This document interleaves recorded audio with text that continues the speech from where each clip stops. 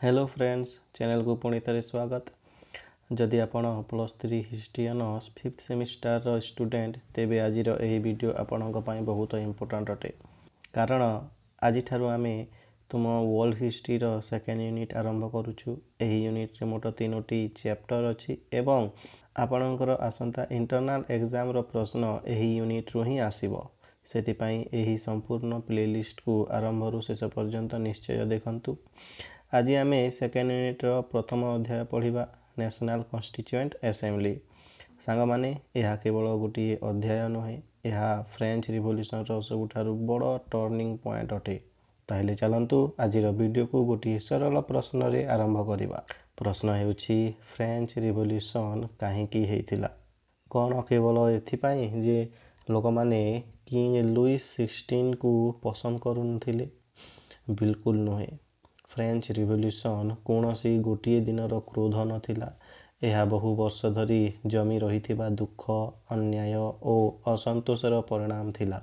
सांग माने टिकिए भावंतु, आपण फ्रांस रे रहुचंती, दिन सारा कठिन परिश्रम आपण करूछंती, सबुठारु अधिक कर वा टैक्स मध्य आपण ही देउछंती, किंतु शक्ति जीरो, आपणकर लाभ जीरो। आउ जे माने कर देउ नाहंती से माने ही सबुठारु अधिक अधिकार और सुविधा उपभोग करूछंती। आपनको लागुछि कि यही व्यवस्था न्याय संगत थिला बोली? ऑब्वियसली नुहे। यही अन्याय कारणरू धीरे धीरे लोक मानक मन रे क्रोध बढ़िबा को लागिला, राग बढ़िबा को लागिला। सांग माने एबे आमे प्रथमे फ्रांस रो समाज को बुझिबा। सही समय रे फ्रांस रो समाज 3टी स्टेट बा 3टी श्रेणी रे भाग होइकी रहिथिला। प्रथम स्टेट रे थिले क्लर्जी अर्थात चर्च रो धर्मगुरु माने। सेकेंड स्टेट रे थिले नोबिलिटी अर्थात अभिजात वर्ग और सामंत प्रभु माने। एवं थर्ड स्टेट रे थिले साधारण लोक, चाषी, श्रमिक, कारीगर, व्यवसायी और शिक्षित मध्यवित्त वर्ग लोक माने। टिकिए ध्यान दियंतु सांग माने, फ्रांस जनसंख्यार सबुठारु बड़ अंश थर्ड स्टेट रे थिले, किंतु विशेष अधिकार बा प्रिविलेज सबु फर्स्ट और सेकेंड स्टेट पाखरे थिला। आउ कर किए देउथिला ना सबु बेले ताहा थर्ड स्टेट को ही देबाको पड़ुथिला। यही असमानता ही फ्रेंच रिवोल्यूशन रो सबुठारु बड़ कारण थिला। किंतु एबे समस्या केवल समाज रे नथिला, सरकार मध्य गभीर संकट रे थिला। किंग लुइस 16 और राज परिवार बहुत विलासपूर्ण जीवन बिताउथिले। विशाल प्रासाद, ग्रांड पार्टी, बड़ बड़ उत्सव, राजकीय समारोह, विलासपूर्ण जीवन एवं एसबु पाई बहुत धन खर्च हेउथिला। यह छड़ा फ्रांस विदेशी युद्ध रे मध्य बहुत टंका खर्च करिथिला। अन्य पटरे जदि देखिबा, कृषि को एमाने अवहेला करि देइथिले। फल खाद्य उत्पादन कमिगला। देशर विभिन्न स्थान रे खाद्य अभाव को नहीं दंगा आरंभ हो जाइथिला। धीरे धीरे फ्रांस रो अर्थनीति भांगी पड़िबा को लागिला। यही फ्रांस रो अर्थनैतिक स्थिति दिन को दिन खराब हेबारु सरकार एहाकू सुधारिबा पाई अनेक चेष्टा कले। टर्गोट, नेकर, कैलोनी एवं ब्रिनी परी अर्थमंत्री माने देशर आर्थिक स्थिति को सुधारिबा पाई विभिन्न फाइनेंशियल रिफॉर्म प्रस्ताव देथिले। किंतु कौन हैला, सेही प्रस्ताव गुड़ी को रानी मेरी एंटोनेट एवं शक्तिशाली अभिजात वर्ग बा एरिस्टोक्रेट्स माने कौन कले ना विरोध करिदेले, जहाँ द्वारा सेही प्रस्ताव गुड़िक केबे कार्यकारी होई पारिला नाही। एपरिकी जनक पर जणे अर्थमंत्री को पदरु हटाई दिया जाइथिला। यहाँ पर फ्रांस रो राजकोष प्राय खाली हो जाइथिला। सरकार चलाइबा पाई राजांक पाखरे आउ पर्याप्त टंका रहिला नाही। सेतिपाई राजा भाबिले जे नुआ कर लागू करिबा, किंतु एठारे आउ गोटिए बड़ समस्या आसीगला। फ्रांस रो राजा निज इच्छा रे नुआ कर लागू करिबारु नथिले। एथिपाई तांकू एक पुरुणा प्रतिनिधि संस्था को डाकिबाकू पड़ुथिला एवं सेही संस्थार नाम हेउछि स्टेट जेनेराल। सांग माने मने रखिथिबे जे स्टेट जेनेराल रो शेष बैठक 1614 मसीह रे हेइथिला। तापरे प्राय 175 वर्ष पर्यंत एहाकू आउ केबे डका जाई नथिला। किंतु फ्रांस रो आर्थिक संकट एते गंभीर हे पड़िला जे शेष रे राजा ଲୁଇସ୍ 16 ବାଧ୍ୟ ହୋଇ ପୁଣି ଥରେ ଏହି ଷ୍ଟେଟ୍ ଜେନେରାଲକୁ ଡାକିଲେ ଏବଂ ଶେଷରେ 5 ମେ 1789ରେ ଷ୍ଟେଟ୍ ଜେନେରାଲର ବୈଠକ ଆରମ୍ଭ ହେଲା। ଏହି ଦିନଠାରୁ ଫ୍ରେଞ୍ଚ ରିଭଲ୍ୟୁସନ୍ ଏକ ନୂଆ ମୋଡ଼ ନେବାକୁ ଆରମ୍ଭ କରିଥିଲା। ବୈଠକ ଆରମ୍ଭ ହେବା ମାତ୍ରେ ଗୋଟିଏ ବଡ଼ ପ୍ରଶ୍ନ ସାମ୍ନାକୁ ଆସିଲା ଯେ ଭୋଟ କିପରି ହେବ।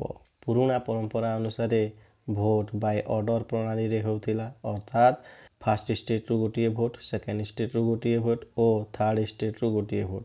ଏବେ ଟିକିଏ ହିସାବ କରନ୍ତୁ ଯେ ଫାର୍ଷ୍ଟ ଷ୍ଟେଟ୍ ଏବଂ ସେକେଣ୍ଡ ଷ୍ଟେଟ୍ ସାଧାରଣତଃ ଏକାଠି ଭୋଟ ଦେଉଥିଲେ, ଗୋଟିଏ କଥାକୁ ସେମାନେ ସପୋର୍ଟ କରୁଥିଲେ, ଯାହାଫଳରେ କ'ଣ ହେଉଥିଲା ନା ଦୁଇଟି ଭୋଟ ଭର୍ସେସ୍ ଗୋଟିଏ ଭୋଟ ହେଉଥିଲା। ଏହି କାରଣରୁ ତୁମର ଥାର୍ଡ଼ ଷ୍ଟେଟ୍ ସବୁବେଳେ ହାରିଯାଉଥିଲା। ତାଙ୍କ ପାଖରେ ଯେତେ ବି ଅଧିକ ପ୍ରତିନିଧି ଥିଲେ ମଧ୍ୟ କୌଣସି ଲାଭ ହେଉନଥିଲା। ସେଥିପାଇଁ ଥାର୍ଡ଼ ଷ୍ଟେଟ୍ ଏଥର ସ୍ପଷ୍ଟ ଭାବରେ କହିଲା ଯେ ଏହା ନ୍ୟାୟସଙ୍ଗତ ନୁହେଁ ଏବଂ ଏହି ବ୍ୟବସ୍ଥାକୁ ଆମେ ବିରୋଧ କରିବୁ। ଭୋଟ ବାଇ ହେଡ୍ ପ୍ରଣାଳୀରେ ହେବା ଉଚିତ ବୋଲି ସେମାନେ କହିଲେ। ପ୍ରତ୍ୟେକ ଡେପୁଟିଙ୍କର ଗୋଟିଏ ଗୋଟିଏ ଭୋଟ ହେବା କଥା ବୋଲି ସେମାନେ ଭାବିଲେ। ଆଉ ସାଙ୍ଗମାନେ, ଏହି ଗୋଟିଏ ଦାବି ସମ୍ପୂର୍ଣ୍ଣ ଫ୍ରାନ୍ସର ରାଜନୀତିକୁ ଦୋହଲାଇ ଦେଇଥିଲା। ଏବେ ପ୍ରଶ୍ନ ଉଠୁଛି ଯେ ଥାର୍ଡ଼ ଷ୍ଟେଟ୍ ପଛରେ କିଏ ଥିଲେ? କିଏ ରାଜାଙ୍କୁ ଏସବୁ ପ୍ରଶ୍ନ କରୁଥିଲେ? କେବଳ ଚାଷୀମାନେ ଥିଲେ କି? ନା, ଏହି ଆନ୍ଦୋଳନର ପ୍ରକୃତ ନେତୃତ୍ୱ ନେଇଥିଲେ ବର୍ଜିୟସିମାନେ, ଅର୍ଥାତ୍ ଶିକ୍ଷିତ ମଧ୍ୟବିତ୍ତ ବର୍ଗ ଲୋକ। ଏହି ବର୍ଗରେ ଓକିଲ, ଡାକ୍ତର, ବ୍ୟାଙ୍କର, ଲେଖକ ଏବଂ ବ୍ୟବସାୟୀମାନେ ଥିଲେ। ସେମାନେ ବୁଝିସାରିଥିଲେ ଯେ ଯଦି ଫ୍ରାନ୍ସକୁ ବଦଳାଇବାକୁ ଅଛି, ତେବେ ସର୍ବପ୍ରଥମେ ଅସମାନ ବିଶେଷ ଅଧିକାର ବା ଅନଇକ୍ୱାଲ୍ ପ୍ରିଭିଲେଜର ଶେଷ କରିବାକୁ ପଡ଼ିବ। ସେମାନଙ୍କୁ କିଛି ଉଦାରବାଦୀ ଅଭିଜାତ ବର୍ଗ ଏବଂ କିଛି ଧର୍ମଗୁରୁଙ୍କ ସମର୍ଥନ ମଧ୍ୟ ମିଳିଥିଲା। ସାଙ୍ଗମାନେ, ଏହି ନାମଗୁଡ଼ିକୁ ଭଲ ଭାବରେ ମନେ ରଖନ୍ତୁ। ମିରାବୋ, ଆବିସି, ଲାଫେଟ୍, ଲାମେଥ୍ ଏବଂ ଟାଲିରାଣ୍ଡ। ଏହି ନେତାମାନେ ବିଭିନ୍ନ ପଲିଟିକାଲ କ୍ଲବ୍ସ ଓ ପଲିଟିକାଲ ପାର୍ଟିସ୍ ଗଠନ କରିଥିଲେ। ସେମାନଙ୍କ ମଧ୍ୟରୁ ସବୁଠାରୁ ପ୍ରସିଦ୍ଧ ଥିଲା ତୁମର ପ୍ୟାଟ୍ରିଅଟିକ୍ ପାର୍ଟି, ଯାହାକୁ ନ୍ୟାସନାଲ ପାର୍ଟି ମଧ୍ୟ କୁହାଯାଉଥିଲା। ଏହି ନେତାମାନେ ପ୍ୟାମ୍ଫଲେଟ୍ ମାଧ୍ୟମରେ ସମଗ୍ର ଫ୍ରାନ୍ସରେ ମୋଣ୍ଟେସ୍କ୍ୟୁ, ଭୋଲ୍ଟେର୍ ଏବଂ ରୁସୋଙ୍କ ଚିନ୍ତାଧାରା ପ୍ରଚାର କରିବାକୁ ଲାଗିଲେ।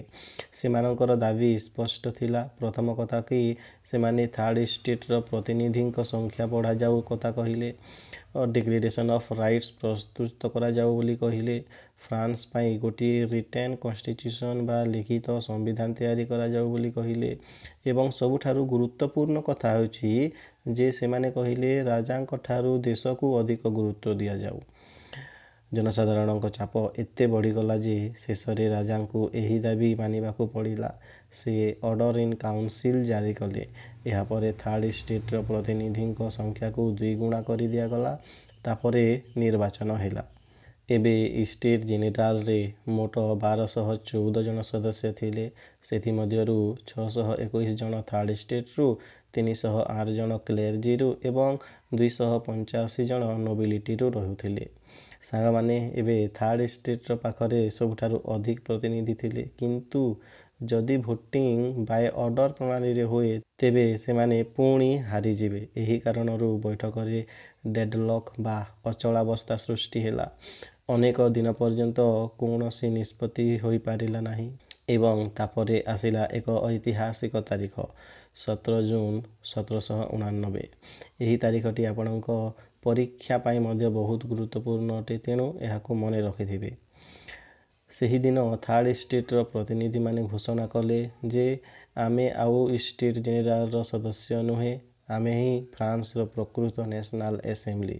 ବନ୍ଧୁଗଣ, ଏଠାରେ କେବଳ ନାମ ବଦଳି ନଥିଲା, ଏହା ସହିତ ସମ୍ପୂର୍ଣ୍ଣ ରାଜନୈତିକ ବ୍ୟବସ୍ଥାକୁ ମଧ୍ୟ ଚ୍ୟାଲେଞ୍ଜ କରାଯାଇଥିଲା।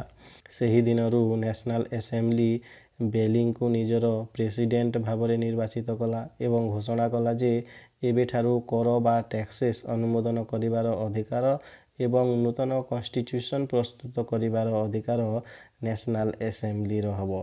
ପୂର୍ବରୁ ସବୁ ଶକ୍ତି ରାଜାଙ୍କ ପାଖରେ ଥିଲା, କିନ୍ତୁ ଏବେ ନ୍ୟାସନାଲ ଆସେମ୍ବଲି କହୁଛି ଯେ ପ୍ରକୃତ ଶକ୍ତି ରାଜାଙ୍କର ନୁହେଁ ଦେଶର ଅଛି ବୋଲି। ଏହି ଘୋଷଣା ଅବସଲ୍ୟୁଟ୍ ମୋନାର୍କିର ମୂଳଦୁଆକୁ ହଲାଇ ଦେଇଥିଲା।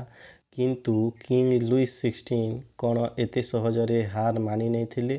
ଆଜ୍ଞା ବିଲକୁଲ ନୁହେଁ। ସେ ନ୍ୟାସନାଲ୍ ଆସେମ୍ବ୍ଲିକୁ ଅଟକାଇବା ପାଇଁ ବହୁ ପ୍ରକାରର ଚେଷ୍ଟା କରିଥିଲେ। 20 ଜୁନ୍ 1789ରେ ଯେତେବେଳେ ଆସେମ୍ବ୍ଲିର ପ୍ରତିନିଧିମାନେ ସଭାଗୃହକୁ ପହଞ୍ଚିଲେ, ସେମାନେ ଦେଖିଲେ ଯେ ହଲ୍ର ଦ୍ୱାର ବା ଗେଟ୍ ବନ୍ଦ ହେଇକି ରହିଛି। ରାଜା ଭାବିଥିଲେ ଯେ ଯଦି ଆମେ ସଭାଗୃହ ବନ୍ଦ କରିଦେବୁ ତେବେ ସମସ୍ତେ କ'ଣ କରିବେ ନା ନିଜ ନିଜ ଘରକୁ ଫେରିଯିବେ। କିନ୍ତୁ ଥାର୍ଡ଼ ଷ୍ଟେଟ୍ର ପ୍ରତିନିଧିମାନେ ଡରିବା ଲୋକ ନଥିଲେ। ସେମାନେ ପାଖରେ ଥିବା ଏକ ଇନଡୋର୍ ଟେନିସ୍ କୋର୍ଟକୁ ଚାଲିଗଲେ। ସେଠାରେ ଡକ୍ଟର ଗିଲୋଟିନ୍ଙ୍କ ପରାମର୍ଶରେ ସମସ୍ତ ପ୍ରତିନିଧି ଏକ ଐତିହାସିକ ଶପଥ ନେଲେ ଏବଂ ଇତିହାସରେ ଏହି ଘଟଣା ଟେନିସ୍ କୋର୍ଟ ଓଥ୍ ନାମରେ ପ୍ରସିଦ୍ଧ ହେଲା। ସମସ୍ତେ ଶପଥ ନେଲେ ଯେ ଯେପର୍ଯ୍ୟନ୍ତ ଫ୍ରାନ୍ସ ପାଇଁ ଏକ ନୂତନ ସମ୍ବିଧାନ ପ୍ରସ୍ତୁତ ହୋଇ କାର୍ଯ୍ୟକାରୀ ନ ହେବ ସେ ପର୍ଯ୍ୟନ୍ତ ଆମେ କେବେ ବି ଅଲଗା ହେବୁ ନାହିଁ। ସାଙ୍ଗମାନେ, ଏହା କେବଳ ଗୋଟିଏ ଶପଥ ନଥିଲା, ଏହା ଫ୍ରେଞ୍ଚ ରିଭଲ୍ୟୁସନର ପ୍ରଥମ ସଂଗଠିତ ରାଜନୈତିକ ଚ୍ୟାଲେଞ୍ଜ ଥିଲା।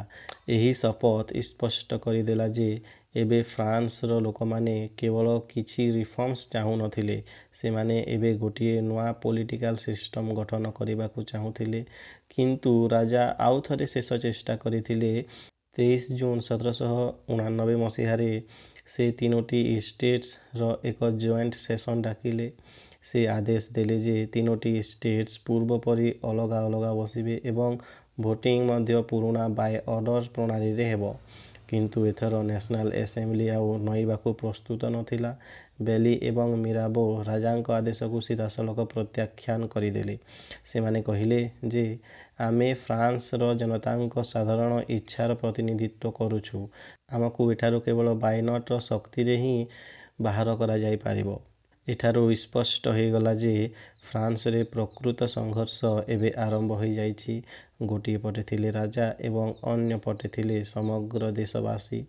ଏବଂ ଯେତେବେଳେ ରାଜା ବଳ ପ୍ରୟୋଗ କଲେ, ଶକ୍ତି ପ୍ରୟୋଗ କଲେ, ସେତେବେଳେ ପ୍ୟାରିସର ରାସ୍ତାକୁ ସାଧାରଣ ଲୋକ ଓହ୍ଲାଇ ଆସିଲେ। ଏବେ ବିପ୍ଳବ କେବଳ ଆସେମ୍ବ୍ଲି ଭିତରେ ସୀମିତ ରହିଲା ନାହିଁ, ଏହା ସମଗ୍ର ଫ୍ରାନ୍ସର ରାସ୍ତାଘାଟରେ ପ୍ରସାରିତ ହେବାକୁ ଲାଗିଲା ଏବଂ ଏହାର ପରିଣାମ ଥିଲା 14 ଜୁଲାଇ 1789 ମସିହାରେ ତମର ଫଲ୍ ଅଫ୍ ବେଷ୍ଟାଇଲ୍। ଏହି ଐତିହାସିକ ଘଟଣାର ସମ୍ପୂର୍ଣ୍ଣ କାହାଣୀକୁ ଆମେ ପରବର୍ତ୍ତୀ ଭିଡ଼ିଓରେ ଦେଖିବା। ଯଦି ଏହି ଭିଡ଼ିଓ ଆପଣଙ୍କୁ ଭଲ ଲାଗିଥାଏ ତେବେ ନିଶ୍ଚୟ ଲାଇକ୍ କରନ୍ତୁ, ନିଜ ସାଙ୍ଗମାନଙ୍କ ସହ ସେୟାର କରନ୍ତୁ ଏବଂ ଆମ ଚ୍ୟାନେଲକୁ ସବସ୍କ୍ରାଇବ୍ କରିବାକୁ ଭୁଲନ୍ତୁ ନାହିଁ। ପରବର୍ତ୍ତୀ ଭିଡ଼ିଓରେ ପୁଣି ଥରେ ଦେଖା ହେବା। This is Bimal, your history mentor and history educator. Keep watching, keep learning and keep growing. Thank you.